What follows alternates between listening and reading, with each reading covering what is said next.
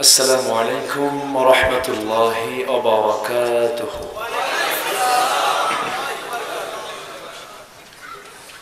إن الحمد لله الأكرم الذي خلق الإنسان وكرمه وعلمه من البيان ما لم يعلم، فسبحان الذي لا يحصى امتنانه باللسان ولا بالقلم. نشهد أن لا إله إلا الله وحده لا شريك له، ونشهد أن سيدنا وحبيبنا ومولانا محمدا عبده ورسوله الذي أرسله بالحق بشيرا ونذيرا وداعيا إلى الله بإذنه وسراجا وقمرا منيرا. فقد قال الله تعالى في كلامه المجيد وفرقانه الحميد: أعوذ بالله من الشيطان الرجيم. بسم الله الرحمن الرحيم. ومن يطع الله والرسول فأولئك مع الذين أنعم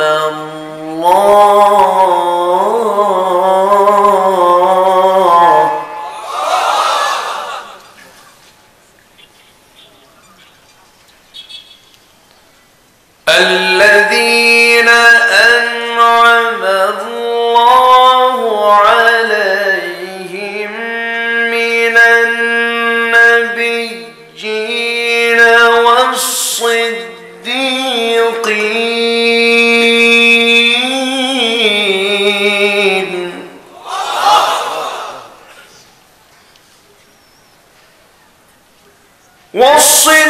والصديقين والشهداء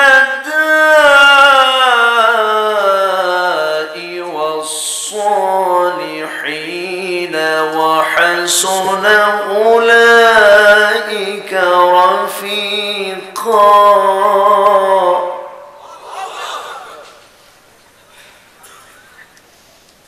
ذلك الفضل من الله وكفى بالله عليما.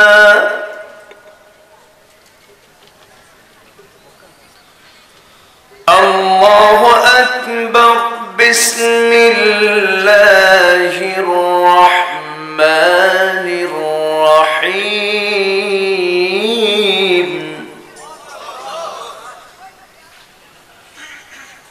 إن الله وملائكته يصلون على النبي يا أيها الذين آمنوا صلوا عليه وسلموا تسليما. اللهم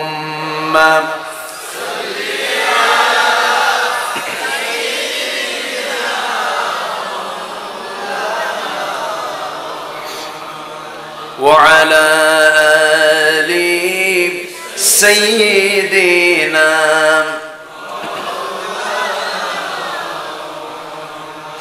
একটু জোরালো কণ্ঠে, একটু কণ্ঠ উজাড় করে ছেড়ে দিয়ে নবীর প্রেমে মাতোয়ারা হয়ে সবাই বলি আল্লাহুম্মা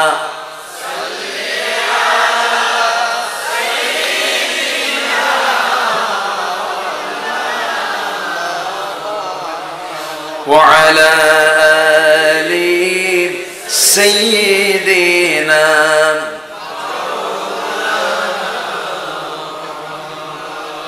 رسول مارالو আশা রসুল আমার ভালোবাসা রসুল আমার প্রেম বিরহের মূল আলোচনা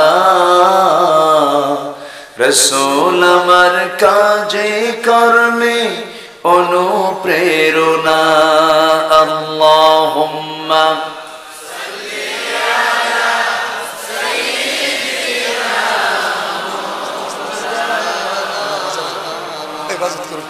وعلى آل سيدنا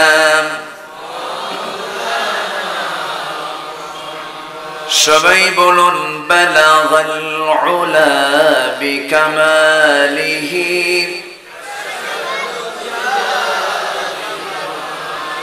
حسنت جميع خصاله سلوا مشرق حب محمد مطلع دیوان ما مطلع خورشید سقاس سینہ سوزان ما بلغ العلا بكماله كشف التجى بجماله حسنت جميع خصاله سلوا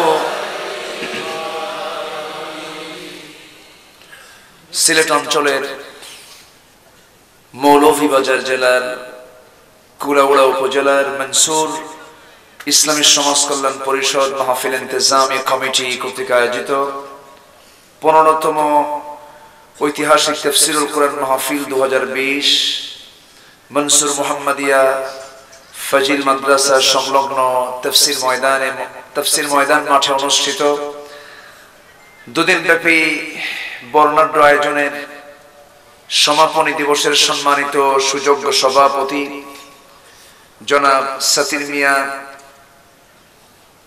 মোহানদার সাহেব, আজকের প্রোগ্রামের সম্মানিত অতিথিবৃন্দ, হযরত উলামায়ে কেরাম, ফদলায়ে ইজম, আমার পূর্বে সুন্দর সুন্দর সঙ্গীত গেয়ে আমাদের হৃদয়কে জুড়ে দিয়েছেন, আমাদের হৃদয়ের খোরাক পূরণ করেছেন। আমার অত্যন্ত কাছের, আমার হৃদয়ের মানুষ, আমার প্রাণ প্রিয় শিল্পী, আমার অত্যন্ত পছন্দের মানুষ জনাব শিল্পী মুশির রহমান, উপস্থিত হযরত উলামায়ে কেরাম, সামনে উপস্থিত দূরে ও কাছের বিভিন্ন স্থান থেকে ছুটে আসা আজকের এই মহতি প্রোগ্রামের প্রধান আকর্ষণ, যাদেরকে নিয়ে আজকের এই সাজানো ফুল বাগান, আমার সম্মানিত প্রাণপ্রিয় দ্বীনি ভাইরা, আড়ালে বসে আছেন শ্রদ্ধেয়া সম্মানিতা মা বোনেরা। আলোচনার সূচনায় আনুষ্ঠানিকতার মধ্য দিয়ে আমার পক্ষ থেকে আবারও দিল খোলা সালাম, আসসালামু আলাইকুম ওয়া রাহমাতুল্লাহি তাআলা ওয়া বারাকাতুহু। সালামের জবাবটি দুর্বল মনে হচ্ছে, ক্লান্ত হয়েছেন সবাই। আসসালামু আলাইকুম ওয়া রাহমাতুল্লাহ। এতক্ষণ ছিলেন কোথায় আপনারা? আমি তো লোকজন পেলাম না প্রথমে এসে, কিন্তু এখন দেখি মোটামুটি কানাই কানাই ভরে গেছে। খুব চালাক আপনারা না? খুব সুন্দর। আমার এই মাঠ তো পুরাতন, আমি এসেছি এর আগে আরো দুবার এসেছি, 16-17 এসেছি, না 17-18 এসেছি আমি, 16-17তে এসেছি আমি। এরপর মাঝে আসবো কেমনে, আমার তো দরজা বন্ধ ছিল, বুঝেন নাই? দরজা বন্ধ বন্ধ ছিল, আসতে পারিনি। দরজা আমি লাগাইনি, কিন্তু আমাকে লাগিয়ে দিয়েছে, তা আসা সম্ভব হয়নি। এবার আসতে পেরেছি। আপনাদের এই চাঁদ মাখা মুখ আল্লাহ পাক আমাকে আবার পুনর দেখার সুযোগ করে দিলেন। আমরা আসতে পেরেছি জান্নাতের টুকরায়। বলছি আলহামদুলিল্লাহ। সবাই চিৎকার মেরে বলছি আল্লাহুম্মা ইন্নী আসআলুকা আল হুদা ওয়াত তুকা ওয়াল আফাফা ওয়াল গিনা। সবাই বলি আল্লাহুম্মা লাকা আসলামতু ওয়া বিকা আমানতু ওয়া আলাইকা তাওয়াক্কালতু ওয়া ইলাইকা আনাবতু ওয়া বিকা খাসামতু। আমরা আল্লাহ তাআলার শুকর আদায় করে নিলাম। আসুন আমরা ধীরে ধীরে মূল আলোচনার দিকে যাব। প্রচন্ড ঠান্ডা, এই ঠান্ডার মধ্যে যারা বসে আছেন আমি মনে করি এক একজন বড় বড় মুজাহিদের ভূমিকা পালন করছে। বলি আলহামদুলিল্লাহ। ওয়াজ করলে গা ভিজে যায়, ঘেমে যায়, কিন্তু এত ঠান্ডা ঘামার কোনো কায়দা নেই। এবং যারা বসে আছেন কষ্ট হবে। আমি যতক্ষণ আলোচনা করব আমি কষ্ট দেব আজকে। সবাই কষ্ট স্বীকার করবেন না? সবাই থাকতে রাজি আছে তো? জোরে বলি ইনশাআল্লাহ। আমার মুশির ভাইয়ের দাওয়াত ছিল গতকালকে, উনি চলে যাবেন, চলে গেছেন। শুনেছেন আমার কথা, কি যেন আমার একটা হৃদয়ের তাআল্লুক তার সাথে আছে। আমি তাকে ওয়াল্লাহি, আমি কোন ব্যক্তির খুশির জন্য নয়, আমি দিল থেকে মন থেকে আমি তাকে দারুণ ভালোবাসি। এবং এই ভালোবাসা মান আহাব্বা লিল্লাহ, একমাত্র আল্লাহর জন্য। কার জন্য? আল্লাহর জন্য। মুশির ভাইয়ের এই সুন্দর গানে কত বেনামাজি নামাজি হয়েছে, কত পথহারা পথিক পথের সন্ধান পেয়েছে। মানুষ ভালো হওয়ার জন্য তো বেশি কিছু লাগে না, দুটা লাইন যদি কেউ ভালো করে বোঝে, এই দু লাইনই তাকে লাইনে তুলে দেয়। আল্লাহ আমার মুশির ভাইয়ের কণ্ঠকে আরো এই জমিনের জন্য দীর্ঘদিনের জন্য তুমি আল্লাহ কবুল করে নাও। জোরে বলি আল্লাহুম্মা আমিন। কারণ কণ্ঠনীয় প্রশ্ন একদিন করবেন কে? আসতে বলবেন না কে? এটা কি আমানত নয়? কণ্ঠ দিয়ে তো গানও গায়, গান গায় না? সারা জীবন রাস্তায় নেচে নেচে নর্তকীর দায়িত্ব পালন করে তুমি এখন আলেমদের বিরুদ্ধে ফতুয়া মারো। সম্মানিত ভাইয়েরা, কণ্ঠ কাজে লাগাতে হবে দ্বীনের বিপক্ষে না পক্ষে? বিপক্ষে না পক্ষে? আমার নবীজি কবিদের কবিতা শুনতেন, যার কণ্ঠ সুন্দর হতো তার তেলাওয়াত শুনতেন এবং প্রশংসাও করতেন। বলতেন ইবনে মাসউদের তেলাওয়াত যেন আমার কাছে মনে হয় জিবরাইল ওহী নাযিল করে দিচ্ছেন। জোরে বলি সুবহানাল্লাহ। সম্মানিত ভাইয়েরা, আমার মুশির ভাই থাকবেন না, উনি চলে যাবেন। হয়তো কোন একটা ফাঁকে উনি চলে যাবেন। ভাববেন না যে উনিও যাই, উনিও যাচ্ছেন, আমরাও যাই। ওনার জন্য শুধু ছুটি, আর কারোর জন্য কিন্তু কোনো ছুটি টুটি নেই। বলি আলহামদুলিল্লাহ। আসুন আমরা আলোচনার দিকে চলে যাচ্ছি। আমরা সেখান থেকেই কথা বলবো যেখান থেকে আমি তেলাওয়াত দিয়ে শুরু করেছি। কোরআন তো একটা দরিয়া। কোরআন কি বলেন তো? দরিয়া, একটা বাহার। সেখান থেকে সামান্য কিছু পানি নিয়ে একটু আমরা খেলবো, একটু আমরা আলোচনা করব ইনশাআল্লাহ। তো আমি যেখান থেকে তেলাওয়াত করেছি সূরাটার নাম হলো সূরাতুন নিসা। নিসা মানে হলো মহিলা। বসে আছি কারা? তাহলে তো উল্টা হয়ে গেল, একটু উল্টা হয়ে গেল না? কিন্তু মহিলা ছাড়া কি উপায় আছে? আসতে কোন কোন মনে হয় যে মহিলা লাগবেই না, মহিলা ছাড়া কি উপায় আছে? ওয়াখলাকনাকুম আজওয়াজা, আমি তোমাদেরকে বানাইছি হলো জোড়ায় জোড়ায়। একা থাকবেন কেন? সুযোগ তো নাই। এইজন্য মাঝে মাঝে ওই কলেজের ক্যাম্পাসে সবসময় দেখেন না, সব জোড়ায় জোড়ায় বসে আছে। কিন্তু ওটা কি বৈধ জোড়া না অবৈধ জোড়া? অবৈধ জোড়া। আল্লাহ কি কোন জোড়া চান? অবৈধ না বৈধ? বৈধ। যার নেক স্ত্রী আছে তার পৃথিবীর সবচেয়ে শ্রেষ্ঠ সম্পদ তার বাড়িতে আছে। বলি আলহামদুলিল্লাহ। সম্মানিত ভাইয়েরা, সূরাতুন নিসা থেকে আমি তেলাওয়াত করেছি। আসুন সেই আয়াতের দিকে আমরা ধীরে ধীরে চলে যাচ্ছি। কোরআন কে নাযিল করেছেন বলেন তো? কে নাযিল করেছেন? এই কোরআনে কোনো কিছু কি বাদ পড়েছে? সব আছে না নাই? আছে, সব কিছু আছে। এর মধ্যে সংসদ চালাবেন কেমনে তার সিস্টেমও আছে। সংসদ নামে একটা সূরাও আছে, সূরাতুশ শুরা।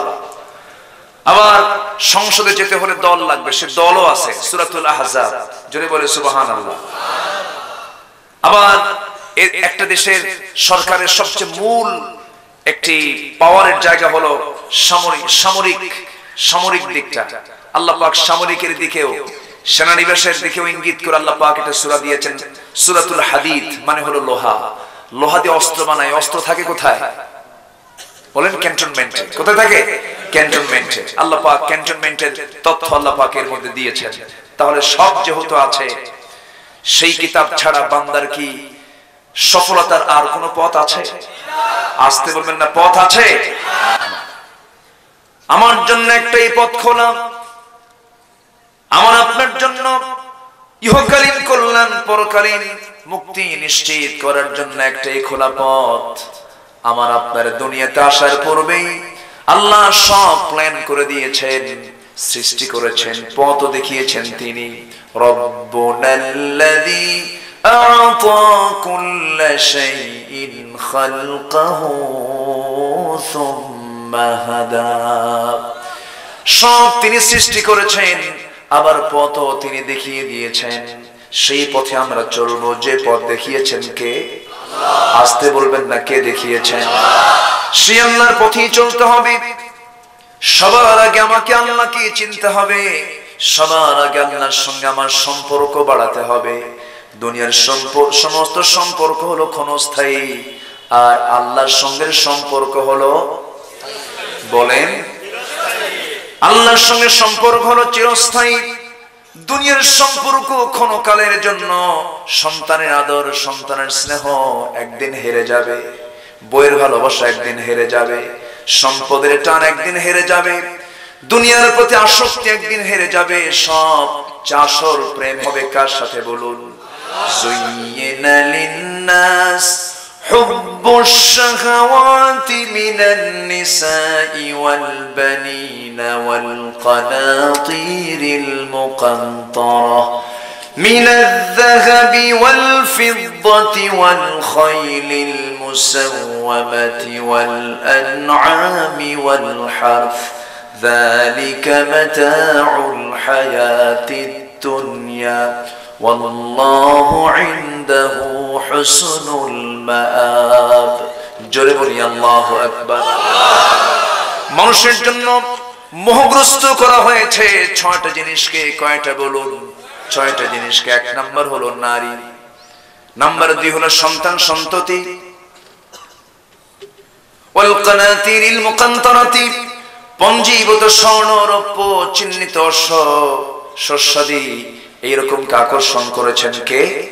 আল্লাহ পাক আকর্ষণ করে দিয়ে বলছেন, ও বান্দা, এই আসক্তি একদিন হেরে যাবে, এই মহব্বত থাকবে না, এই টান একদিন ফুরে যাবে। তবে সবচেয়ে উত্তম হলো কার কাছে ফিরে যাব আমরা? আসতে বলবেন না, কার কাছে ফিরে যাব? আল্লাহর কাছে আমরা ফিরে যাব। ফিরে যেতে হলে পুঁজিপাটটার দরকার আছে না নাই? সেই পুঁজিটা সংগ্রহ করার জন্য আমাকে ধারণা দিতে হবে কোন কিতাবের কাছে? এই কিতাব থেকে পুঁজি সংগ্রহ করতে হবে। জান্নাতের পুঁজি আমাকে দুনিয়াতে সংগ্রহ করতে হবে। দুনিয়াটা হলো পরীক্ষার হল, সেই হলের এক্সামিনার হচ্ছেন আল্লাহ রাব্বুল আলামিন নিজে, আর শিক্ষক হচ্ছেন মুহাম্মদুর রাসূলুল্লাহ সাল্লাল্লাহু আলাইহি সাল্লাম। আর যেটা দিয়ে আমরা পরীক্ষা দেব, সিলেবাস হলো 2টা, একটা হলো কোরআন আর একটা হলো সুন্নাহ। এই দুটোকে আঁকড়ে ধরবো, পৃথিবীর কোনো শক্তি নেই আমাকে পরাজিত করতে পারে, ঠিক কি না? এই জন্য আমরা কোরআন নিয়ে বাঁচতে চাই, কোরআন নিয়ে আমরা মরতে চাই। রাজি আছেন তো? জোরে বলি ইনশাআল্লাহ, জোরে বলি ইনশাআল্লাহ। আমি জানি রাত অনেক হয়েছে, 9টায় উঠলে ভালো হতো, তাই না? কিন্তু উঠতে যেহেতু একটু দেরি হলো, শেষ হতে একটু দেরি হোক না, কি হবে? সারা রাত আছেন? জিও জিও, জি ইনশাআল্লাহ। আমরা মশিউর ভাই উনি ঢাকায় চলে যাচ্ছেন, আমরা ওনাকে আর না আটকাই। আমারও তো বাড়ি অনেক দূরে, আমিও তো যাব, কিন্তু আমাকে ছেড়ে কি কেউ যাবেন? সবাই একসঙ্গে আমরা থাকবো। জোরে বলি ইনশাআল্লাহ। খুব ভালো, আপনারা খুবই ভালো। মনসুর, মনসুর মানে হলো, মানে আন-নাসর মাসদার থেকে এসেছে, সাহায্য, যারা সাহায্য করার মতো যাদের যোগ্যতা আছে। নাসির হচ্ছে সাহায্যকারী, মনসুর হচ্ছে যাকে সাহায্য করা হয় বলি আলহামদুলিল্লাহ। খুব সুন্দর। এই একটা মানুষের নাম না মানসুর, এটা মানুষের নাম কিন্তু এটা গ্রামের নাম হয়ে গেছে। খুব সুন্দর একটি গ্রামের নাম, বলি আলহামদুলিল্লাহ। কিছু কিছু গ্রামের নাম তো মুখেই নেওয়া যায় না, এমন বিদঘুটে কিছু নাম আছে, আছে না নাই? পাবনা একটা গ্রামের নাম হলো দুলগাগরাখালী, মুখস্থ করতে তো 3 দিন লাগবে। আর একটা গ্রামের নাম হলো ব্রিগুয়াখাড়া, দারুণ কঠিন ব্যাপার। এরকম করে অনেক কঠিন কঠিন হার্ড কিছু নাম আছে, কিন্তু তা তো নয়। এত সুন্দর নাম খুব খুব কমই খুঁজে পাওয়া যাবে। তবে আপনাদের কুলাউড়ার সঙ্গে আখাউড়ার কিছু সম্পর্ক আছে। কুলাউড়া আখাউড়া, আমি এই দুটো প্যাঁচ লাগে আমার, বুঝলেন? আখাউড়ার কুলাউড়া আমি মিলাতে পারি না। একটা হলো ব্রাহ্মণবাড়িয়া আর একটা হলো মৌলভীবাজার, আমার দুটো প্যাঁচ লাগে। আখাউড়া আর কুলাউড়া একই মনে হয়। যাই হোক, খুবই সুন্দর মানুষ আপনারা। আসুন আমরা সেই পাথেয় আখিরাতের সংগ্রহ করার জন্য আমরা কোরআনের সঙ্গে আমরা সম্পর্ক রাখবো। কম না বেশি? আস্তে সম্পর্ক কম না বেশি? শুধু নামাজে তেলাওয়াত হবে? শুধু কি নামাজে না সব সময়? সব সময়। কোরআন সব সময়ের জন্য আল্লাহ পাক নাজিল করেছেন। জোরে বলি সুবহানাল্লাহ। কোরআনের জিকির হবে সর্বক্ষণের জন্য। এর চেয়ে বড় জিকির আর পৃথিবীতে নেই। আল্লাহ সবচেয়ে বড় দয়া করে এই কোরআনটা দিয়েছেন, এই জন্য আমরা আল্লাহকে চিনতে পারছি। আল্লাহ বান্দাকে সুন্দর করে তার রহমান পরিচয় দিয়ে বলছেন, আর রহমান আল্লামাল কুরআন খালাকাল ইনসানা আল্লামাহুল বায়ান। রহমান কে? আস্তে বলুন। রহমান কে? রহিম কে? মালিক ইয়াউমিদ্দিন কে? বিচার দিবসের মালিক কে? আল্লাহ, যিনি দয়া করে বান্দাকে কোরআন শিক্ষা দিয়েছেন। কোরআন যদি না জানতাম, কোরআন যদি না পেতাম, আল্লাহকে আমরা চিনতে পারতাম না। জান্নাতের দরজাগুলো কি কি তাও চিনতে পারতাম না, জাহান্নামের দরজাগুলো কি কি তাও জানতে পারতাম না। ভালো কোনটা মন্দ কোনটা নিশ্চিত হতে পারতাম না, কত সমস্যা হয়ে যেত।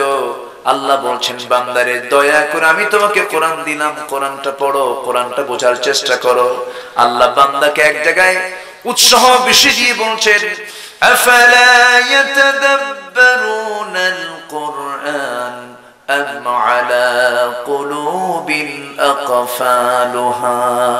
বান্দা তোমাদের কি হলো, তোমরা কোরআন পড়ো না, গবেষণা করো না, নাকি তোমাদের কলবের ভিতরে তালাবদ্ধ হয়ে আছে? কার কথা? আস্তে বলবেন না, কার কথা? আল্লাহর কথা। কিন্তু আফসোস লাগে, মাঝে মাঝে আশ্চর্য হয়ে যায়। আজ থেকে 20 বছর আগের দিকে তাকালে একটা গ্রামের মধ্যে ঢুকলে পরে ফজরের পর গুনগুন গুনগুন করে কোরআনের তেলাওয়াত কানে আসতো, আসতো না? আসতো। প্রত্যেকটা ঘর থেকে কোরআন তেলাওয়াতের আওয়াজ আমাদের কানে চলে আসতো। কিন্তু সেই তেলাওয়াত আজকে নাই, সেই তেলাওয়াতের সে আওয়াজ আমাদের কানে আর আসে না। কেন আসে না? কি জন্য আসে না? এটার মূল কারণ হতেছে সারা রাত ধরে টেলিভিশন সেটের সামনে মহিলারা বসে থাকে কি থাকে না? আসতে বলবেন না, থাকে কি থাকে না? থাকে। জরিপ এসেছে, একজন নারী দেশের মহিলা 90% মহিলা সপ্তাহে 90 ঘন্টা টেলিভিশন দেখে। আলহামদুলিল্লাহ। হ্যাঁ, কি খবর?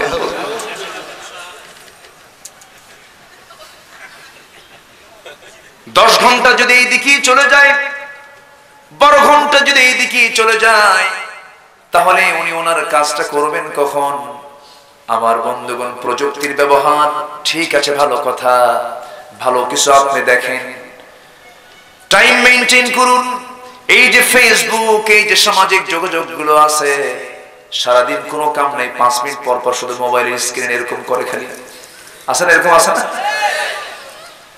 এই যে একটা আসক্তিতে গোটা দুনিয়াকে ডুবিয়ে রাখা হয়েছে, এতটুকু সময় নষ্ট করা যাবে না। আমরা এই পৃথিবীতে কাকে স্মরণ করার জন্য আসছি? আসতে বলবেন না, কাকে স্মরণ করার জন্য আসছি আমরা? সবকিছু বাদ পড়লেও আল্লাহর স্মরণকে বাদ দেওয়া যাবে না, কারণ আল্লাহকে আমাকে ভুলেন নাকি? আসতে বলে, আল্লাহকে আমাকে ভুলেন নাকি? আল্লাহ যদি ভুলে যেতেন আমরা কেউ বাঁচতাম নাকি? এই যে আমরা এই জায়গায় বসে আছি, আমাকে খাওয়াচ্ছেন কে? হয়তো বলুন হুজুর রাতের ভাত তো আমি নিজেই খাইছি, হয়তো বলবেন আপনি। ঠিক আছে, আপনি খাবারটা খেয়ে আসলেন, দুপুরে ভাত খেলাম, রাতে ভাত খেলাম, দুনিয়ার ফল ফলাদি খেলাম, কিনে খেলাম, নিজের টাকা খরচ করে খেলাম। কিন্তু এই যে সামনে আমরা বসে আছি, আমি আপনি বসে আছি খোলা আকাশের নিচে, ঠান্ডা মাটিতে বসে আছি, এই মাটিটা কার? ওই আকাশটা কার? আকাশটা ছাদ বানালেন কে? জমিনটা বিছানা বানালেন কে?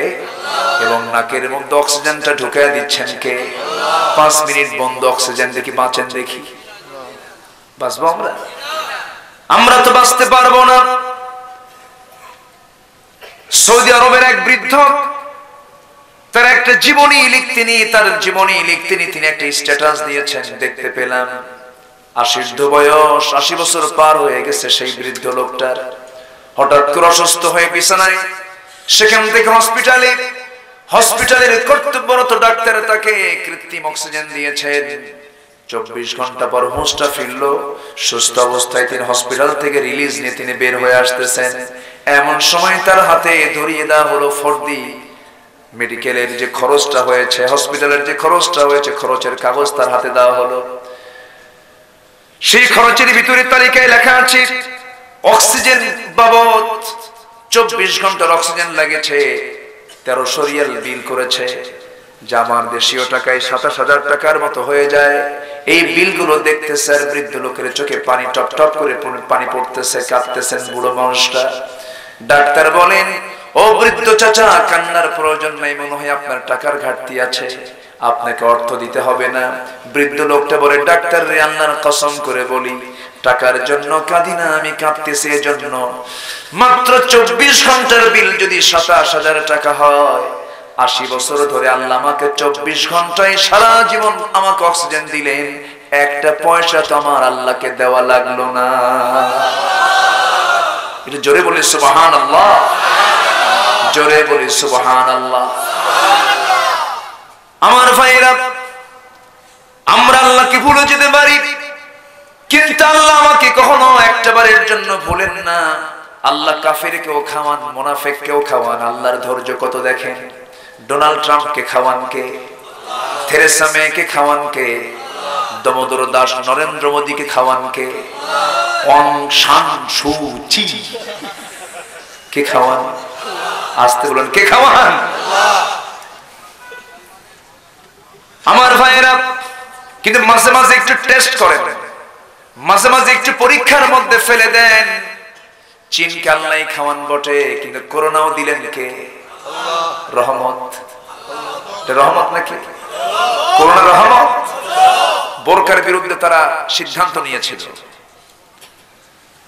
উইঘুরের মুসলমানদেরকে বাধ্য করা হয়েছে রোজা ভাঙতে।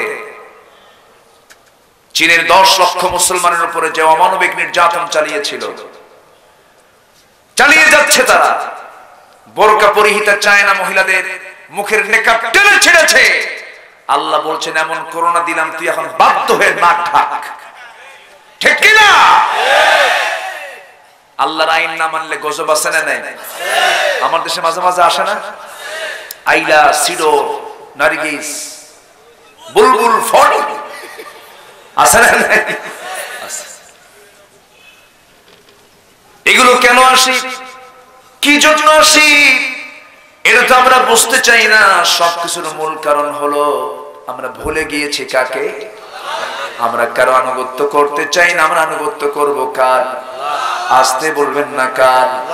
আল্লাহ রাব্বুল আলামিন সুন্দর করে সূরা নিসার মাঝামাঝি দিকে 69-70 নম্বর আয়াতে মহান রাব্বুল আলামিন সুন্দর করে বলছেন, ওয়া মাইয়ুতি'ইল্লাহা ওয়ার রাসূল ফাউলাইকা মা'আল্লাযীনা أنعم الله عليهم من النبيين والصديقين والشهداء والصالحين وحسن أولئك رفيقا. জোরে বলি আল্লাহু আকবার। আল্লাহ রাব্বুল আলামিন বলেন, শোনো, শুধু একটা আমল তোমার যদি পাকাপোক্ত হয়ে যায়, কয়টা আমল বলেন? একটা আমল যদি পাকাপোক্ত হয়ে যায়, তাহলে তোমার বন্ধু হবে জান্নাতের মধ্যে শহীদ, সিদ্দিক, শুহাদা, সালিহিন। এই সমস্ত বান্দাগুলো তোমার জান্নাতের সঙ্গী হয়ে যাবে। জোরে বলি সুবহানাল্লাহ। সেই কাজটা হলো এই জীবনে আনুগত্য হবে দুজনের। এক নম্বর কে বলেন? আসতে বলবেন না, কে? আল্লাহ কোথায় আছেন বলেন?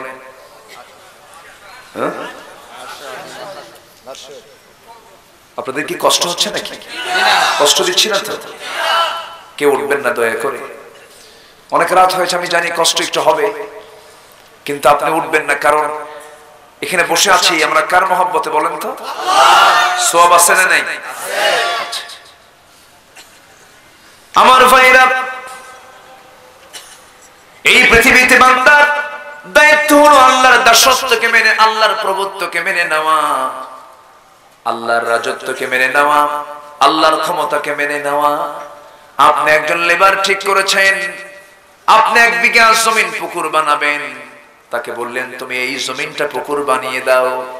10 জন লেবার নিলেন, কিন্তু আপনার জমির মাটি না কেটে, সলিমদের জমিন মাটি না কেটে কলিমদের জমি মাটি কাটলে কি আপনার পেমেন্ট দিবেন নাকি? আমি আপনি দুনিয়াতে আসলাম কেন, কি জন্য আসলাম? এই প্রশ্নের জবাব একটাই, সেটা হলো আল্লাহ পাক মানুষকে কেন পাঠিয়েছেন। ইয়া আইয়ুহান নাসু উবুদু রাব্বাকুমুল্লাযী খালাকাকুম ওয়াল্লাযীনা মিন ক্বাবলিকুম লাআল্লাকুম তাত্তাকুন। জোরে বলি আল্লাহু আকবার। হে মানব মণ্ডলী, তোমরা সেই মহান রবের গোলামি করো, দাসত্ব মেনে নাও, যিনি তোমাকে সৃষ্টি করেছেন, তোমার পূর্বের সকলকে সৃষ্টি করেছেন। তিনি এমন রব, যে রবের, যেই রব আমার রব, সেই রবের সুখ, সেই রবের ক্ষমতা এত সুপ্রিম পাওয়ার, পৃথিবীর সব শেষ হয়ে যাবে, কিন্তু ঠিক থেকে যাবেন কে? আসতে বলবেন, কে ঠিক থেকে যাবেন? আমার আল্লাহ তো সেই আল্লাহ, যে আল্লাহ চিরস্থায়ী, যে আল্লাহ কোনদিন মারা যাবেন না, যে আল্লাহ কখনো আমাকে দেখতে কোনদিন ক্লান্ত হবেন না। তার পরিচয় তিনি নিজেই দিচ্ছেন, হুয়াল আউয়ালু ওয়াল আখিরু ওয়াল যাহিরু ওয়াল বাতিন ওয়া হুয়া বিকুল্লি শাইইন আলীম। জোরে বলুন আল্লাহু আকবার। আর আমার দেশের কিছু কবিরা বলে, প্রথম বাংলাদেশ আমার, শেষ বাংলাদেশ, জীবন বাংলাদেশ আমার। কথা কি ঠিক আছে নাকি? কখনো ঠিক নেই। এটি আমার শেষ নয়, এটি আমার প্রথম নয়, আমার শেষ হলো মৃত্যুর মধ্য দিয়ে। জীবন শেষ না শুরু? আসতে বলুন, জীবন শেষ না শুরু? শুরু হয়ে যাবে। মৃত্যু মানে হলো ট্রান্সফার হয়ে যাওয়া। এই দুনিয়ার জগৎ থেকে আল্লাহ রাব্বুল আলামিন আরেকটা জগতে নিয়ে যাচ্ছেন। আমার আপনার জন্য সামনে বিশাল সময় পড়ে আছে না নাই বলেন? বিশাল সময় পড়ে আছে। সেই বিশাল সময়ের সুখের জন্য, শান্তির জন্য, জান্নাত প্রাপ্তির জন্য আল্লাহ রাব্বুল আলামিন বলছেন, বান্দারে তোমার দায়িত্ব হলো কারো দাসত্বকে না মেনে আমার দাসত্বকে মেনে নেওয়া, আমার প্রভুত্বকে স্বীকার করে নেওয়া। আল্লাহ বলছেন, বান্দা একটা কাজ করবি, তুই আনুগত্য করবি কার? আসতে বলবেন না, কার? এক জায়গায় না সব জায়গায়? এক জায়গায় না সব জায়গায়? এই আনুগত্য প্রকাশের ক্ষেত্রে প্রথম ধাপ হলো 5 ওয়াক্ত নামাজ। আজান যখন হয়ে যাবে, ইমানদার সে বাড়ি থাকবে না মসজিদে যাবে, অফিসে থাকবে না মসজিদে যাবে, ব্যবসা প্রতিষ্ঠানে না মসজিদে যাবে। আজান হওয়ার সঙ্গে সঙ্গে তার দায়িত্ব হলো মসজিদ মুখী হয়ে যাওয়া। যার দিলটা মসজিদের জন্য কাঁদে না, ভাবতে হবে ওর মধ্যে মুনাফিকের গন্ধ আছে। কিসের গন্ধ আছে? মুনাফিকের গন্ধ আছে। আমার বন্ধুগণ, আল্লাহকে মেনে নেওয়ার ক্ষেত্রে গুরুত্বপূর্ণ একটি ধাপ হলো 5 ওয়াক্ত নামাজ। আমার দেশে অধিকাংশ মুসলমানরা আজকে নামাজি না বেনামাজি? নামাজি না বেনামাজি? এই ক্ষেত্রে কোনো শাসন আছে নাকি? রাষ্ট্রীয় শাসন, সামাজিক শাসন, পারিবারিক শাসন। স্কুলে যায় না বাবা, সন্তানকে চোখ রাঙিয়ে বলে বাবা স্কুলে যা। মা সন্তানকে শাসন করে স্কুলে পাঠায় দেয়, কিন্তু সন্তান মসজিদে গেল কিনা, মসজিদে নামাজ পড়লো কিনা। অধিকাংশ বাপ মা এই ক্ষেত্রে কোনো হেডেক আছে নাকি? হেডেক নেই, কোনো মাথা ব্যথা নেই, কারণ বলবে কেমনে বাপ মা নিজেই নামাজ পড়ে না, ঠিক কিনা? আমার ভাইয়েরা, আল্লাহ আনুগত্য প্রকাশের ক্ষেত্রে প্রথম ধাপ হলো 5 ওয়াক্ত নামাজ। সেই নামাজ তো অবশ্য আদায় করতে হবে, তবে নামাজ আদায়ের কথা আল্লাহ রাব্বুল আলামিন গোটা কোরআনের ভিতরে মাত্র এক জায়গায় বলেছেন নামাজ পড়ো, আর বাকি 80 বারেরও বেশি বার বলেছেন তোমরা নামাজটা কায়েম করো। আমার দেশে নামাজ আদায়ের কিছু পরিবেশ থাকতে পারে, তবে আদায়ের পরিবেশ আছে কেমন করে বলবো। আবরার নামে একজন ছেলে, ইউনিভার্সিটির প্রযুক্তির ছাত্র, সবার তো কম বেশি জানা আছে। শুধুমাত্র তাকে হত্যা করার মূল কারণ ছিল সে 5 ওয়াক্ত নামাজ মসজিদে পড়েছে। আস্তে কোন কেন? ঠিক কি না? মুখে দাড়ি, গিরার উপরে পাজামা, মুসলমান তো তাই পড়বে, কারণ রাসূল বলেছেন লা ইয়ানজুরুল্লাহু ইয়াওমাল কিয়ামাহ, আল্লাহ সেই বান্দার দিকে কিয়ামতের দিন তাকাবেন না যার পাজামার কাপড়টা গিরার নিচে চলে যায়। জোরে বলেন নাউযুবিল্লাহ। এখন অধিকাংশ যুবকের প্যান্ট গুলো গিরার উপরে না গিরার নিচে, এত নিচে, এদিকে নাভিরও নিচে। প্যান্ট পরবে নাভির উপরে, সেই প্যান্ট এত নিচে পরে টান মারলি খুলে পড়ে, একদম সীমান্ত বর্ডার, যে কোনো সময় অঘটন ঘটতে পারে। আমি কি ভুল বলতেছি? নামাজ হবে কেমনে? পোশাক যদি না ঠিক থাকে নামাজ তো হবে না। শার্টও ঠিক নাই, প্যান্টও ঠিক নাই। অনেকদিন আগের কথা, একদিন মসজিদে ঢুকতেছে, নামাজ পড়বো, সুন্নতের নিয়ত করলাম। মসজিদে ঢুকি কয় রাকাত নামাজ? বলেন কয় রাকাত? মসজিদে ঢুকি 2 রাকাত নামাজ। নামাজের নিয়ত করব, সামনে একটা ছেলে নামাজে দাঁড়ায় গেছে, এরকম আধুনিক প্যান্ট পরে নামাজ পড়তেছে, শার্ট একখান পরছে টাইট, প্যান্ট নিচে শার্ট উপরে, এমন সিস্টেম প্যান্ট আর শার্ট। রুকুতে যখন গেল তখন দেখলাম শার্ট উপরে প্যান্ট নিচে, মাঝখানে নাই। কি কথা কি বুঝতেছে? এগুলো আছে না? এগুলো আছে না? ভাবলাম এই তো রুকুর হাল, সেজদায় যে কি হবে আল্লাহই জানে। সেজদায় যখন গেছে তখন দেখে প্যান্ট খুলে আন্ডার প্যান্ট বের হয়েছে। বললাম এই ছেলে নামাজের পর তুমি কি পরে নামাজ পড়ছো? নামাজই তো হবে না, তোমার আগে সদর ডাকতে হবে না? হুজুর এই প্যান্ট ছাড়া বাজারে কোনো প্যান্টও নেই। বাস্তবিক ইসলামে কোন ড্রেস পরবো সেই বিধান আছে না নাই? আসতে বলবেন না, আছে না নাই? নবীর আনুগত্য ভুলে গেছে আজকে যুব সমাজ। তবে এখন একটু ফিরে আসতেছে, যুবকদের ভিতরে একটু জোয়ার সৃষ্টি হয়েছে কোরআনের পক্ষে। বলি আলহামদুলিল্লাহ। মরার কোকিলার শোনে না, মরার কোকিলা মরেই গেছে, আর শোনে না।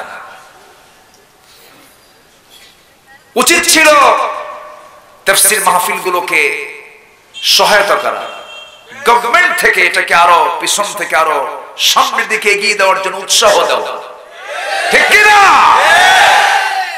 যুবকরা আজকে মাদকাসক্ত হয়ে পড়ছে।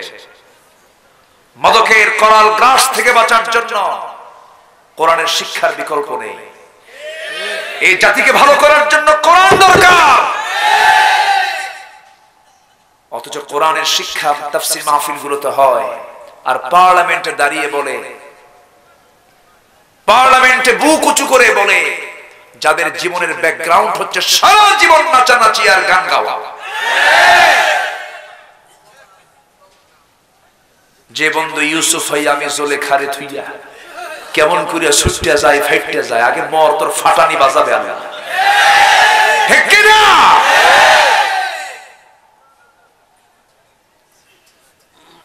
কষ্ট হচ্ছে? কোথায় যাবেন? আজকে সবাই ফতুয়া দেয়, সবাই ফতুয়া মারে। মুফতি সবার নামের আগে খুঁজে পাওয়া যায়, মুফতি অমক আছে না নাই? সবাই ফতুয়া দেয়। একটা মেডিকেল টিম অপারেশনের আগে কিন্তু একটা টিম বসে, অপারেশনটা কেমনে করতে হবে, 4-5টা ডাক্তার একসঙ্গে বসে এরপর সিদ্ধান্ত নেয়। আর ফতুয়া সকাল বিকাল ফতুয়া মানে খালি ফতুয়া মারতেছে, হারাম হারাম হারাম, কাফের কাফের কাফের। আছে না নাই? আছে না নাই? এগুলো কোনো কথা?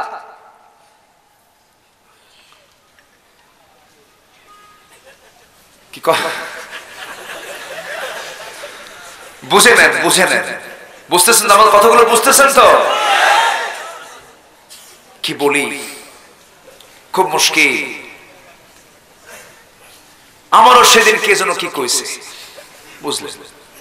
অন্তত আমাকে নিয়ে একটু ভাবতেন, একটু চিন্তা করে ভাবে, খুব একটা বলে না, বলে যে না লোকটা ভদ্রই আছে। আমার এই পর্যন্ত কেউ ট্রল করেনি, এরকম ধরনের কোনো কিছু আসেনি এখনো। তবে বলা যায় না কখন যে আবার মুশরিক বানায়, কাফের তো হয়েছে, মুনাফিকও হয়েছে, এখন কখন যে মুশরিক বানায় ছাড়ে আল্লাহ জানে। থুতু যদি আপনি আকাশের দিকে নিক্ষেপ করেন, সে থুতু কোথায় পড়ে? নিজের মাথায় পড়ে। কুড়াল তো বাঁশ কাটে না, বাঁশই বাঁশ কাটে। বাঁশ বলে কুড়াল আর কাটিস না, আর কত কষ্ট দিবি। কুড়াল কয় বাঁশ আমি তোরে কাটতে চাই না, কিন্তু তোর জাতি ভাই আমার ভিতরে ঢুইকে তোরে কাটা। আজকে আলেমদের অবস্থা হয়ে গেছে তাই। তবে সব আলেম কিন্তু আলেম না, ঠিক কিনা? কেউ সরকারি টাকায় যায় হজে, আর কেউ সরকারি টাকায় থাকে জেলখানায়। দুটি কি একরকম? দুটি কি একরকম? কখনো নয়, কখনো নয়, কাল্লা, অসম্ভব। জান্নাত পেতে হলে জান্নাতের পথ কুসুমাস্তীর্ণ নয়, জান্নাতের পথ হচ্ছে কাঁটা দিয়ে ঘেরানো। অনেক চড়াই ত্রাই পারিয়ে মারিয়ে জান্নাতের রাস্তা খুঁজে বের করতে হবে। শুধু দরবার খুলে মুরিদের প্রোডাকশন দিলে জান্নাত পাওয়া যাবে না। আমার দেশে মুরিদের প্রোডাকশন আছে না নাই? আসতে বলবেন না, আছে না নাই? খালি প্রোডাকশন হচ্ছে, কিন্তু মুরিদের নামাজ পড়ে না। আছে না নাই? আছে না? এরকম আছে না? কি যে মুশকিল। খাজা দিল করে তাজা, ইসমে জালাল গাজার কুলখি খাওয়া হালাল। জোরে বলি নাউযুবিল্লাহ। এরকম কিছু ভণ্ড দরবার আছে না নাই? এগুলো আছে না? পানির তলে মোমবাতি বাও বাতাসে নেভে না, বাবার নামে হালকা দিলে ওযু গোসল লাগে না। কোথায় যাবেন আপনি? মনের পর্দা বাইরের পর্দা, মনের পর্দা বড় পর্দা, বাইরের পর্দা উঠাও রে হু। আছে না? তো হু বলতেছে এক মুরিদের বাড়িতে পীর গেছে, যে এরকম হু করে উঠছে। তো মুরিদের বউ বলে, আচ্ছা তোমার পীর সাহেব হলো কি, মৃগী ব্যারাম হলো নাকি? তো এরকম আওয়াজ করে কেন? প্রশ্ন করছে, বাবা আপনি এরকম করলেন কেন? চোখ বন্ধ করে বলে, আমি এই মুহূর্তে দেখতে পেলাম কাবা শরীফের দরজার সামনে একটা কুত্তা ঢোকে, হু কয়ে তাড়ায় দেয়।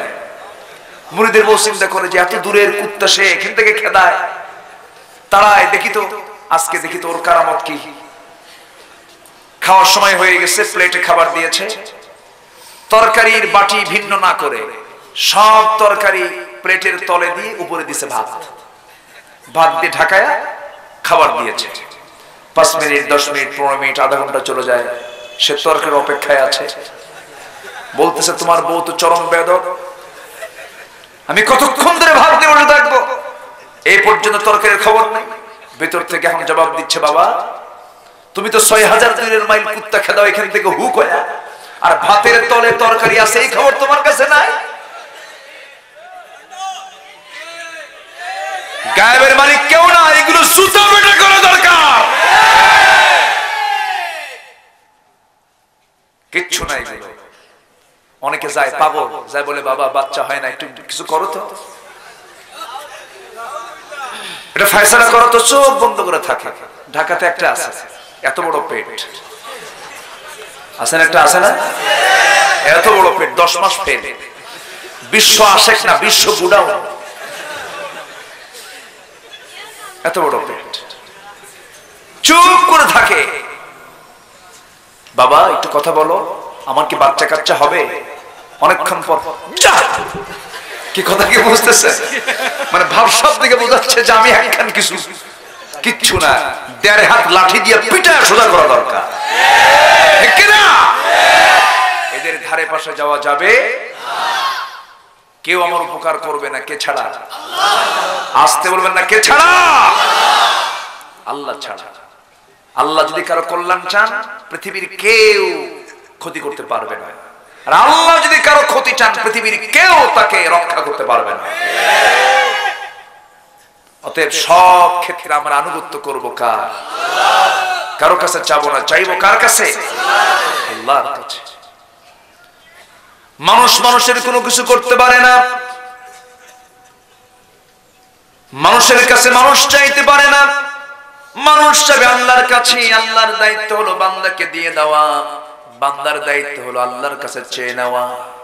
আল্লাহ বান্দার কাছে বলছেন, বান্দা তুই আমার কাছে চেয়ে নে। ইয়্যাকা না'বুদু ওয়া ইয়্যাকা নাস্তাঈন ইহদিনাস সিরাতাল মুস্তাকিম সিরাতাল লাযীনা আন'আমতা আলাইহিম গায়রিল মাগদুবি আলাইহিম ওয়ালাদ-দাল্লিন। এরপরে আরো জোরে বলুন আমিন। সব তো চাওয়া এই জায়গায় আসি, সব বলা এই জায়গায় আসি, সব আপিল আমার আপনার এই জায়গায় আছে। আপনি সমস্ত আপিল গুলো আল্লাহকে করুন। সবচেয়ে আমাকে আদর করেন কে?